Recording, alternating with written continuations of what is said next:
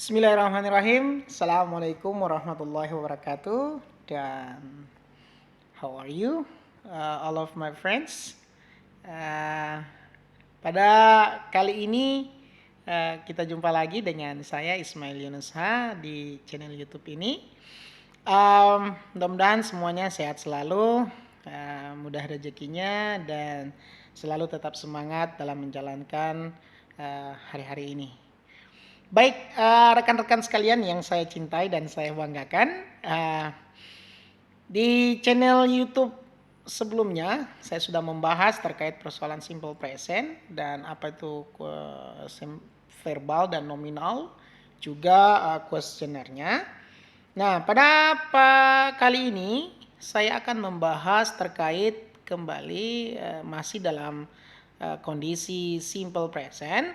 Tapi di sini saya akan membahas tentang penggunaan dari simple present, penggunaan dari simple present. Yang pertama ada poin A, yaitu judul utama surat kabar. Ya, simple present dipakai pada judul utama dalam surat kabar. Di situ dijelaskan American attacks Iraq, Amerika attacks Iraq. Nah, jadi di situ kata attacks yang menjelaskan bahwa kalimat itu adalah kalimat simple present. Amerika attacks Iraq. Nah, itu digunakan dalam judul surat kabar. Poin B, pada bagian poin B dalam surat dalam narasi drama untuk menggambarkan urutan cerita. Jadi di sini dalam narasi, narasi dalam sebuah drama, Contohnya kita lihat, when Sinta sits in the living room, she hears the terrifying voice. Suddenly, someone knocks at the door. Nah, di situ bisa kita lihat ada kata di kalimat pertama when Sinta sits. Itu menjelaskan bahwa kalimatnya adalah simple present. Lanjut, in the living room, she hears. Nah, she hears ada penggunaan hears, mendengar. Tambahan s. Bahwa situ adalah simple present lagi. Lanjut, dia katakan suddenly someone knocks. Ada tambahan s lagi di situ, knocks. Someone. Knocks at the door. Nah, jadi ada sits, hears, dan knocks. Itu menandakan bahwa kalimat tersebut adalah kalimat simple present yang digunakan dalam narasi drama. Poin C, untuk memberikan komentar dalam sebuah pertandingan. Jadi teman-teman nanti ketika menjadi komentator terus menggunakan bahasa Inggris, silakan dipakai simple present, Simple present. Nah, di situ kita lihat contohnya, Ronaldo takes the ball from Carlos. He brings the ball to the middle and then he gives it to Raul. He controls the ball and shoots goal. Nah, di situ ada beberapa kalimat yang menggunakan simple present. Ronaldo takes, Ronaldo takes. Ronaldo mengambil the ball from Carlos. He brings. Situ ada kata brings. Penggunaan penambahan s pada orang ketiga tunggal, brings. The ball to the middle and then he gives. Nah, ini lagi gives. He gives, orang ketiga tunggal, penambahan s. He gives it to Raul. He controls, ada lagi controls the ball and shoots. Shoots, ada lagi shoots. Goal. Nah, itu adalah beberapa kata kerja yang ditambahkan s. Kenapa? Karena dia adalah orang ketiga tunggal. Ya, di situ bisa dilihat ya, ada takes, brings, terus gives, controls, and shoots. Nah, di situ adalah kata kerja yang ditambahkan s karena subjeknya adalah orang ketiga tunggal. Ya, lanjut di poin D. Untuk suatu demonstrasi, membuat sesuatu secara bertahap. Nah, ini kayaknya adalah kalimat prosedur, ya. Sini kita lihat sama-sama, mari. Ladies and gentlemen, I want to explain the method to make tofu. Dewan juri yang saya hormati, ya. I want to explain the method to make tofu. Ya. Di situ pakai I, makanya tidak menggunakan tambahan want, bukan s, tanda ada s karena I adalah subjek tunggal. Ya. Di situ kita lihat subjek tunggal, ya, bukan orang ketiga tunggal. I want, makanya tidak ditambahkan s, ya. Tapi dia adalah simple present. First of all, ya, we take, di situ we take tidak ada s karena di situ orang pertama jamak, ya, we take 5 kilograms of the soybean, ya, soybean, and shock it into the water for about 3 hours. After that, we clean. Nah, ada lagi s. Di situ dia pakai orang pertama jamak. We clean and grind it. And then we boil it. Afterwards, we filter. Nah, di situ pakai orang pertama jamak lagi. We filter, nggak ada s ya, karena di situ orang pertama jamak. We, kita. And stir it up till we find the flour of tofu. We put lagi, ya, the flour of tofu in a special place to become tofu. Nah, bisa kita lihat pada poin A, B, dan C itu menjelaskan orang ketiga tunggal penggunaan simple present yang ditambah kata kerjanya ditambahkan s. Nah, pada poin D sini dia menjelaskan subjeknya adalah orang pertama jamak, yaitu we, kita. Makanya di situ tidak ditambahkan, setiap kata kerjanya tidak ditambahkan s. Mana semua itu? Ada want, I want, itu tidak ditambahkan s. We take, nah ditambahkan s. Terus we clean, ya, we clean and, ya. Terus ada lagi, ada we put, ya. Oke, itu aja. Ada beberapa kata kerja yang tidak ditambahkan s, tapi adalah simple present yang tidak membutuhkan s atau is, atau subjek yang tidak membutuhkan s atau is. Kita lihat pada poin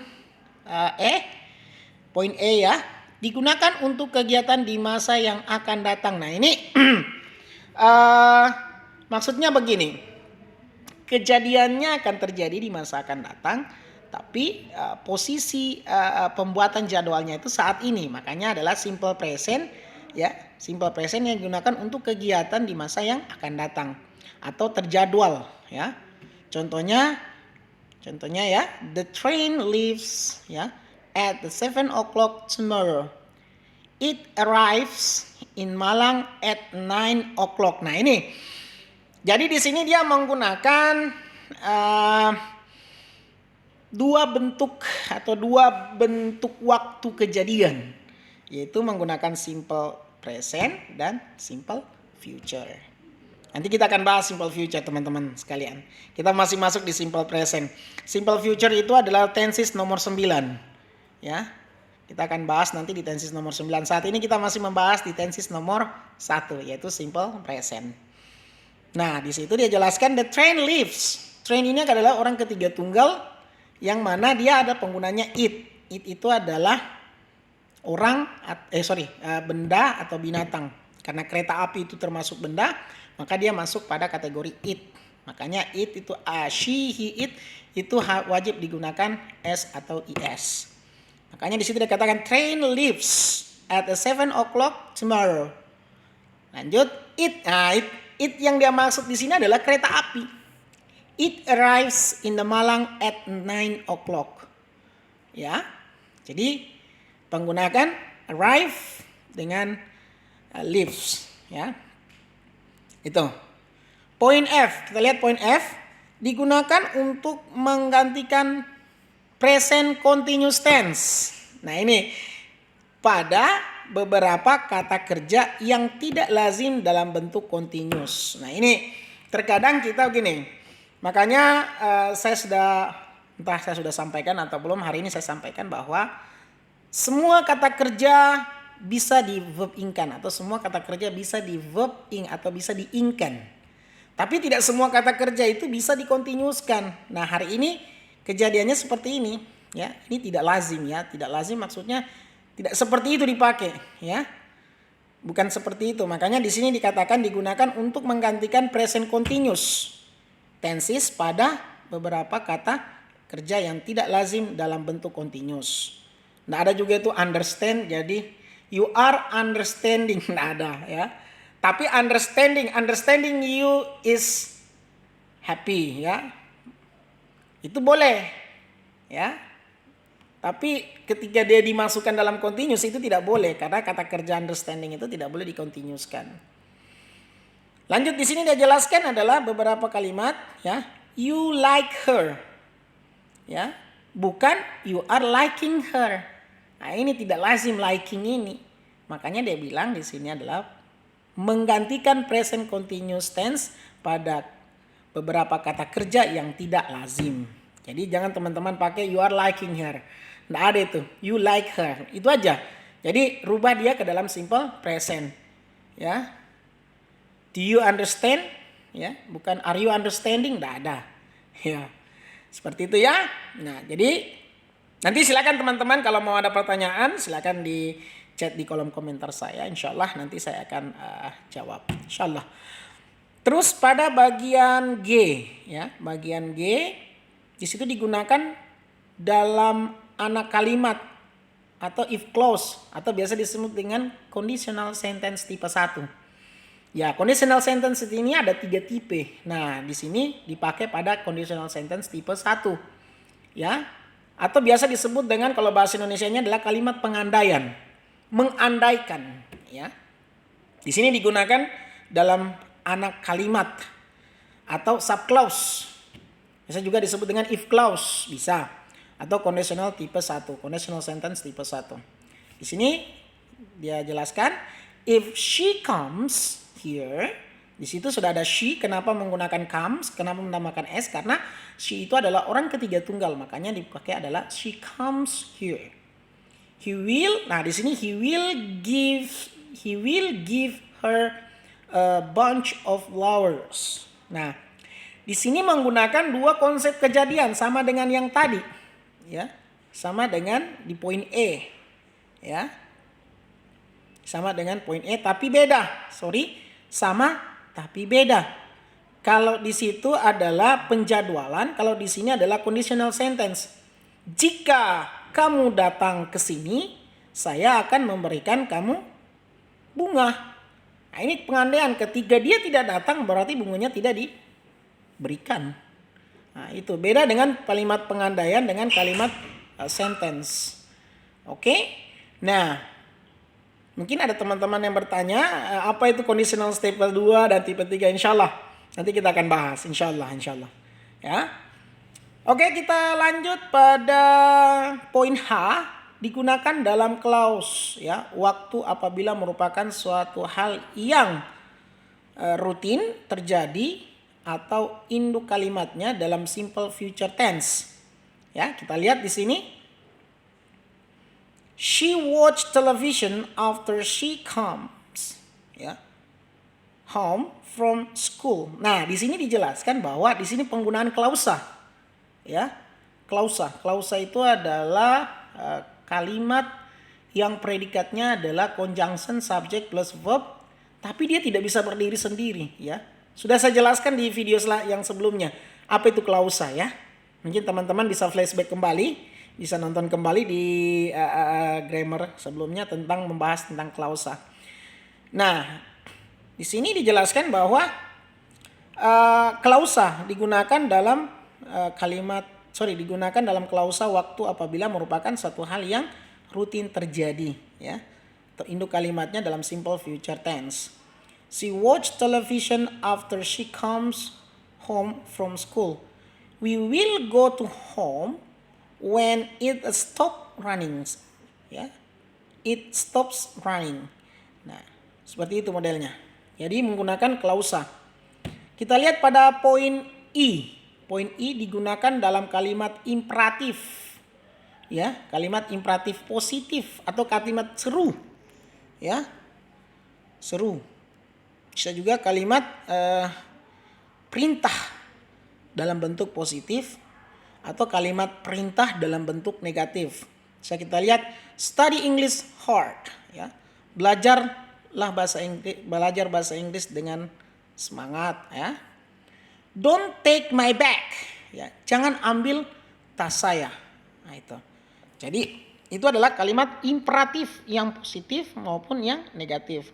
Oke, kita lihat pada bagian J. Untuk kalimat seru yang dimulai dengan here dan there. Nah, ini adalah adverb of place, ya, penggunaan adverb. Untuk kalimat seru yang dimulai dengan here dan there. Here she comes. Di sini dia datang. Ini kalimat, ya.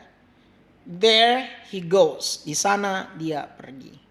Nah, itu adalah tetap dia menggunakan simple present, ya. Jadi di sini adalah penggunaan simple present, ya, semuanya. Jadi teman-teman nanti bisa mempraktekannya di rumah, ya. Kita lihat pada bagian K, menyatakan karakter atau kemampuan seseorang saat ini, ya. Jadi ketika berbicara terus Anda melihat orang tersebut, Anda bisa menggunakan, wow, my mother is a very kind. My mother is very kind.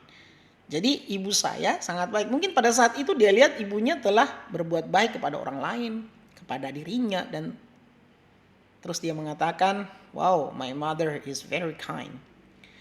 She speak English very much. Nah, ini mungkin dia lihat saat itu orang itu atau dia perempuan, ya, sementara menggunakan bahasa Inggris dengan begitu lancar dan banyak menceritakan dia berbicara tentang bahasa Inggris. Artinya dia mempraktikkan bahasa Inggrisnya. Nah, itu my mother is a very kind, itu adalah simple present. Mana buktinya dia simple present? Yaitu penggunaan is. To be. To be untuk simple present adalah I'm, is, dan are. Itu. She speaks English. Ya, orang ketiga tunggal speaks. Penambahan s. Jadi jelas bahwa dia adalah simple present. Jadi poin A sampai poin K itu penggunaan dalam simple present.